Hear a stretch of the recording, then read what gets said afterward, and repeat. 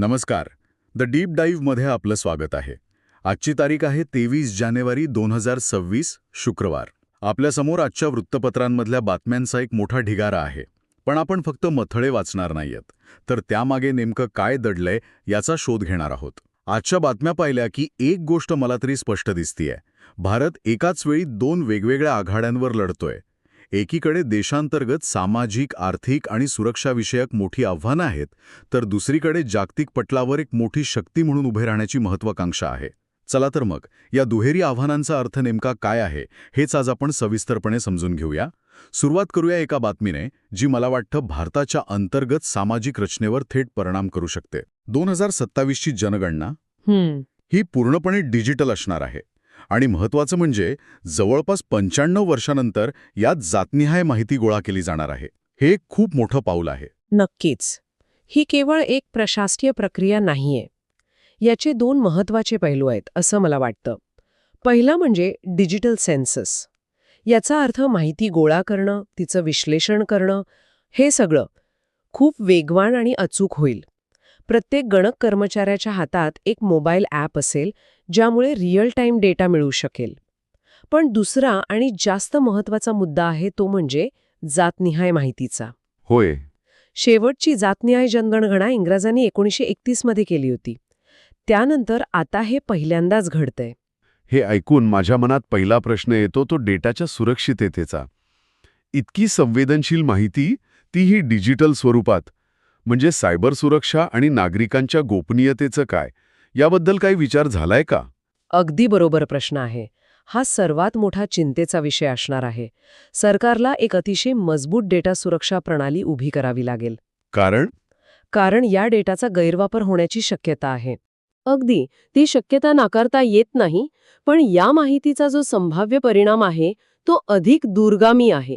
या आकडेवारीमुळे केवळ आरक्षणाची टक्केवारी बदलण्याची मागणी होणार नाही, तर राजकीय पक्ष ते आपले उमेदवार ठरवताना प्रत्येक मतदारसंघातील जातीय समीकरणांचा अधिक सूक्ष्म विचार करतील. अच्छा. यामुळे हायपर लोकल जातीय राजकारणाला खतपाणी मिळू शकतं, जे राष्ट्रीय मुद्द्यांपेक्षाही प्रभावी ठरू शकेल. म्हणजे राजकारणाचा पोतच बदलू शकतो. याच राजकीय पटलावर काँग्रेसने मनरेगा योजनेवरून सरकारला घेरलं आहे. राहुल गांधी आणि मल्लिकार्जुन खरगे यांची मागणी आहे की ही योजना पुन्हा पूर्ण क्षमतेने सुरू करावी. हो, आणि इथे आपल्याला देशाच्या आर्थिक धोरणांमधल्या दोन टोकाच्या विचारसरणी दिसतात. एका बाजूला काँग्रेससारखे पक्ष आहेत जे म्हणतात की मनरेगासारख्या कल्याणकारी योजना ग्रामीण भागातील गरिबी कमी करण्यासाठी आणि लोकांची क्रयशक्ती वाढवण्यासाठी आवश्यक आहेत. त्यांच्या मते सरकार बजेट कमी करते. बरोबर. ते म्हणतात की सरकार या योजनेचं बजेट कमी करून तिला कमकुवत करतंय. तर दुसरीकडे सरकार किंवा काही अर्थतज्ज्ञांचा दृष्टिकोन असतो की अशा योजनांवर जास्त खर्च करण्याऐवजी तोच पैसा पायाभूत सुविधांवर लावावा. जसं की रस्ते, बंदरं. हो, त्यांच्या निर्मितीवर लावावा, ज्यामुळे दीर्घकाळ टिकणारा आर्थिक विकास साधता येतो. पण ह्या दोन विचारसरणींमध्ये काही सुवर्णमध्य साधता येणार नाही का? म्हणजे कल्याणकारी योजना चालू ठेवून पायाभूत सुविधांवरही खर्च करणे शक्य आहे की हे दोन्ही एकमेकांच्या विरोधातच आहेत? नाही, शक्य आहे. अनेक देशांमध्ये हे मॉडेल यशस्वी झाले आहे. पण त्यासाठी राजकीय इच्छाशक्ती आणि आर्थिक नियोजन या दोन्हींची गरज असते. वाद केवळ योजनेपुरता नसतो, तर देशाच्या आर्थिक प्राधान्यक्रमांबद्दल असतो. म्हणजे ग्रामीण अर्थव्यवस्थेला चालना द्यायची की मोठ्या औद्योगिक प्रकल्पांना, हा तो मूळ संघर्ष आहे. अगदी ठीक आहे. सामाजिक आणि आर्थिक मुद्द्यांसोबतच एक महत्त्वाचा कायदेशीर मुद्दाही चर्चेत आहे. सर्वोच्च न्यायालयाने सरकारला फाशीच्या शिक्षेच्या पद्धतींवर पुनर्विचार करायला सांगितलं आहे. हो, सध्या फाशी देऊन शिक्षा दिली जाते. पण कमी वेदनादायक पद्धतींचा विचार करण्याची मागणी याचिकेत केली आहे. बरोबर. यामागे मानवाधिकारांचा एक मोठा प्रश्न आहे. मुद्दा हा नाही की मृत्यूदंड असावा की नसावा, तर तो देताना गुन्हेगाराला कमीत कमी शारीरिक वेदना व्हाव्यात, हा आहे. जगभरात यावर चर्चा सुरू आहे. अमेरिकेसारख्या देशात लिथल इंजेक्शनचा वापर केला जातो, पण त्याचेही स्वतःचे वाद आहेत. अच्छा. सरकारने आता यावर विचार करण्यासाठी एक समिती नेमण्याचे संकेत दिले आहेत. या चर्चेमुळे मृत्यूदंडाच्या शिक्षेच्या नैतिकतेवर आणि गरजेवर पुन्हा एकदा देशभरात चर्चा सुरू होऊ शकते. एकीकडे देशांतर्गत सामाजिक आर्थिक समीकरणांची ही चर्चा सुरू असतानाच दुसरीकडे जागतिक पटलावर भारत एक वेगळीच भूमिका घेताना दिसतोय. युरोपीय देश भारताकडून शस्त्रे खरेदी करण्यास उत्सुक आहेत आणि लवकरच भारत-युरोपीय संघ संरक्षण करार होण्याची शक्यता आहे. हे भारताच्या वाढत्या जागतिक महत्वाकांक्षेचं आणि मेक इन इंडिया धोरणाच्या यशाचं प्रतीक आहे. काही वर्षांपूर्वीपर्यंत भारत जगातील सर्वात मोठा शस्त्र आयातदार होता. आणि आता आपण निर्यातदार म्हणून पुढे येतोय. हो, फिलिपिन्सला आपण ब्रह्मोस क्षेपणास्त्र विकलं. आता युरोपसारखी विकसित बाजारपेठ आपल्यासाठी खुली होतीये. हा करार केवळ शस्त्रविक्रीपुरता मर्यादित नाही. यात सागरी सुरक्षा, दहशतवाद विरोधी मोहीम आणि सायबर सुरक्षा यावरही सहकार्य अपेक्षित आहे. म्हणजे चीनला एक प्रकारे संदेश देण्याचा प्रयत्न आहे का हा? नक्कीच. चीनच्या वाढत्या प्रभावाला उत्तर म्हणून ही युरोप भारताकडे एक महत्वाचा भागीदार म्हणून पाहतोय. पण युरोपला शस्त्रे विकण्याइतकी आपली उत्पादन क्षमता आणि गुणवत्ता खरोखरच तयार आहे का? कारण युरोपीय देशांचे शस्त्रास्त्रांचे मापदंड खूप कडक असतात. हा एक अत्यंत महत्वाचा मुद्दा आहे. राजकीय इच्छा असली तरी प्रत्यक्ष उत्पादन आणि वेळेवर पुरवठा करणं हे एक मोठं आव्हान आहे. आपल्याकडे तेजससारखी लढाऊ विमानं आहेत, आधुनिक तोफा आहेत, पण मोठ्या प्रमाणात उत्पादन करण्याची क्षमता आपल्याला अजून वाढवावी लागेल. म्हणजे गुणवत्ता आणि वेळेचं पालन या दोन कसोट्यांवर खरं उतरायचंय. अगदी. त्यामुळे हा करार एक मोठी संधी आहे, पण तेवढीच मोठी जबाबदारी सुद्धा आहे. याच पार्श्वभूमीवर ब्राझीलचे अध्यक्ष लुला दा सिल्वा यांचा आगामी भारत दौराही महत्वाचा आहे. अच्छा, तेही भारतात येत आहेत. हो, ब्राझीलसोबतही संरक्षण आणि व्यापार संबंध दृढ करण्याचा भारताचा प्रयत्न आहे. पण हे जागतिक स्तरावर जाणं नेहमीच सोपं नसतं, नाही का? अदानी समूहाच्या बाबतीत अमेरिकेतून जी बातमी येतेय ती हेच दाखवते. बरोबर. अमेरिकेतील एक नियामक म्हणजे सिक्युरिटीज अँड एक्सचेंज कमिशन ते अदानी समूहाला समन्स बजावण्यासाठी थेट प्रयत्न करत आहेत. हो, भारतीय प्रक्रियेला टाळून. हे काय प्रकरण आहे नेमकं? जेव्हा एखादी भारतीय कंपनी जागतिक स्तरावर पोचते तेव्हा तिला आंतरराष्ट्रीय कायद्यांच्या आणि नियमांच्या जंजाळातून जावं लागतं. हिंडेनबर्गच्या अहवालानंतर अदानी समूहाच्या अमेरिकेतील गुंतवणूकदारांना काही चिंता वाटत होत्या. त्या संदर्भात चौकशी करण्यासाठी SECने थेट अदानीच्या अधिकाऱ्यांशी संपर्क साधण्याचा प्रयत्न केला. सामान्यतः अशा परिस्थितीत एका देशाचा नियामक दुसऱ्या देशाच्या नियामकामार्फत जातो, म्हणजे इथे सेबीमार्फत जायला हवं होतं. पण त्यांनी थेट संपर्क साधला. हो, जो की असामान्य आहे. हे भारत आणि अमेरिका यांच्यातील कॉर्पोरेट गव्हर्नन्स आणि नियामक सहकार्याच्या संबंधांची एक प्रकारे परीक्षाच आहे. या जागतिक महत्वाकांक्षांना बळ देण्यासाठी एक मजबूत अर्थव्यवस्था लागते. पण आजच्या कॉर्पोरेट आकड्यांवर नजर टाकली तर एक मिश्र चित्र दिसतंय. अदानी समूहाबद्दलच बोलायचं झालं तर अदानी एनर्जीच्या नफ्यात 8% घट झालीय. हो. पण अदानी टोटल गॅसचा नफा 10% वाढलाय. हो, आणि हे आकडे आपल्याला सांगतात की एकाच मोठ्या समूहाचं चित्र एकसंध नसतं. अदानी एनर्जीच्या नफ्यात घट होण्यामागे वीज खरेदी करारांचं नूतनीकरण आणि वाढलेला भांडवली खर्च ही कारणं असू शकतात. म्हणजे त्यांचा पारंपरिक ऊर्जा व्यवसाय दबावाखाली आहे. बरोबर.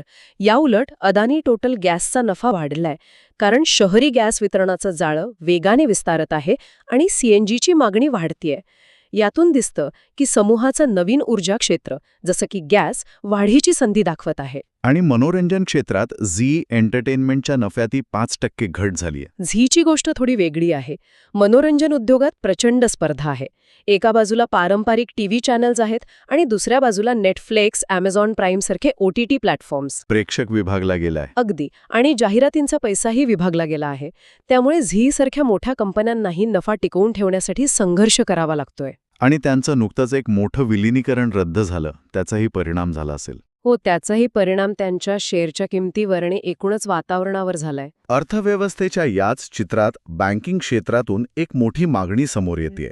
बँकांना बाजारात 3 ते 5 लाख कोटी रुपयांची तरलता म्हणजेच लिक्विडिटी हवी आहे.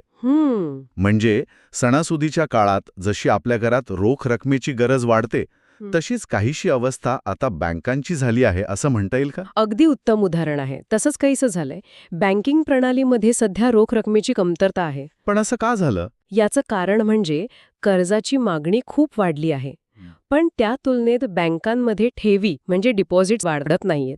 त्यामुळे बँकांकडे कर्ज देण्यासाठी पुरेसा पैसा नाहीये. म्हणून त्यांनी रिझर्व्ह बँकेकडे मदत मागितली आहे. हो, त्यांनी आरबीआयला OMO म्हणजे ओपन मार्केट ऑपरेशन्स करण्याची विनंती केली आहे. हे ओपन मार्केट ऑपरेशन्स म्हणजे नेमकं काय? गव्हर्नमेंट बॉन्ड्स विकत घेईल. जेव्हा आरबीआय हे रोखे बँकेकडून विकत घेते तेव्हा ती बँकांना पैसे देते. अच्छा. हेच ते 3 ते 5 लाख कोटी रुपये मग बँकिंग प्रणालीमध्ये येतात.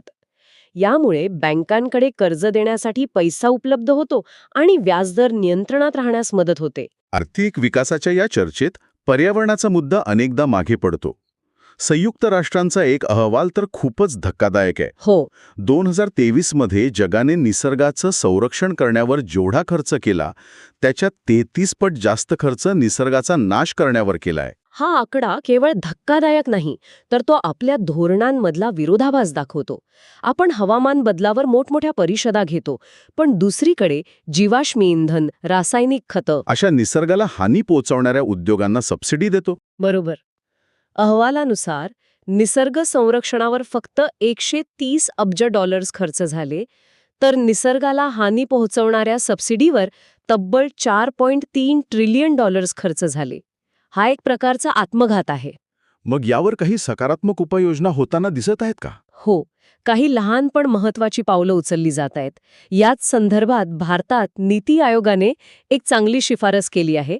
त्यांनी रिसायकल केलेल्या बॅटरी बनवणाऱ्या कंपन्यांसाठी PLI योजनेत अधिक सवलती देण्यास सांगितलं आहे. हे PLI म्हणजे काय? PLI म्हणजे प्रोडक्शन लिंक्ड इन्सेंटिव्ह.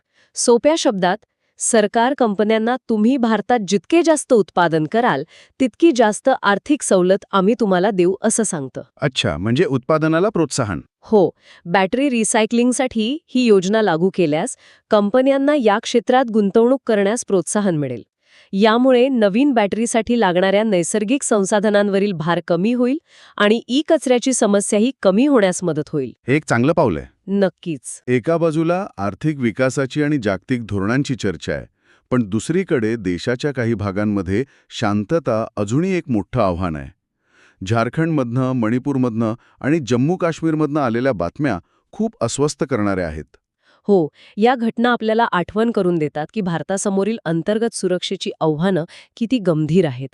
झारखंडमध्ये माओवाद्यांसोबतच्या चकमकीत 15 जण ठार झाले. ही एक मोठी कारवाई होती. हो, यात मारल्या गेलेल्या गौतम पासवान नावाच्या कमांडरवर 2.5 कोटी रुपयांचं बक्षीस होतं. बापरे. यावरून त्या भागातील संघर्षाची तीव्रता लक्षात येते. आणि मणिपूरमध्ये पुन्हा तणाव वाढलाय. तिथे कुकी अतिरेक्यांनी 4 जणांचं अपहरण करून त्यांची हत्या केल्याचा आरोप आहे.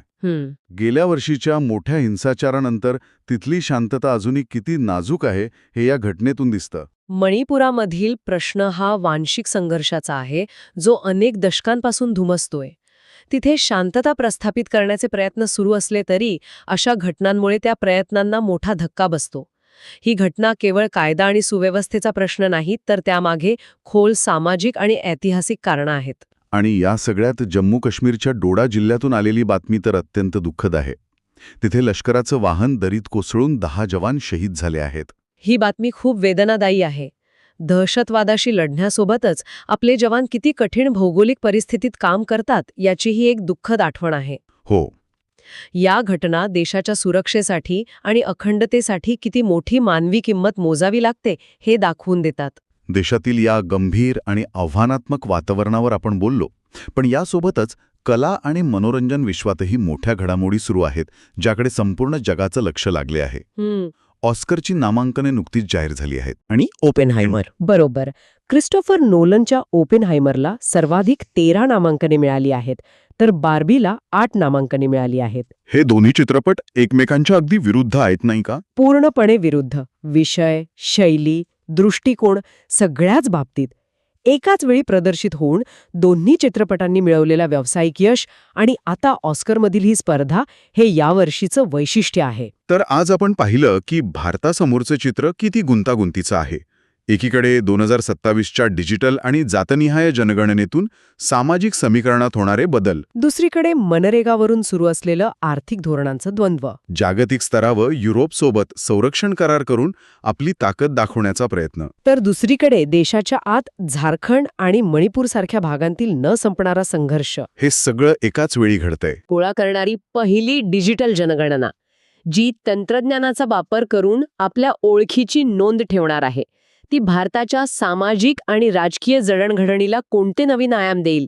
तंत्रज्ञान आपली ओळख अधिक स्पष्ट करेल की तिला आणखी गुंतागुंतीचं बनवेल? हा विचार करण्यासारखा मुद्दा आहे. जर तुम्हाला आजचं आमचं हे विश्लेषण आवडलं असेल आणि अशाच माहितीपूर्ण चर्चा ऐकायच्या असतील तर कृपया आमच्या YouTube चॅनलला लाईक करा आणि सबस्क्राईब करा. भेटूया पुढच्या वेळी.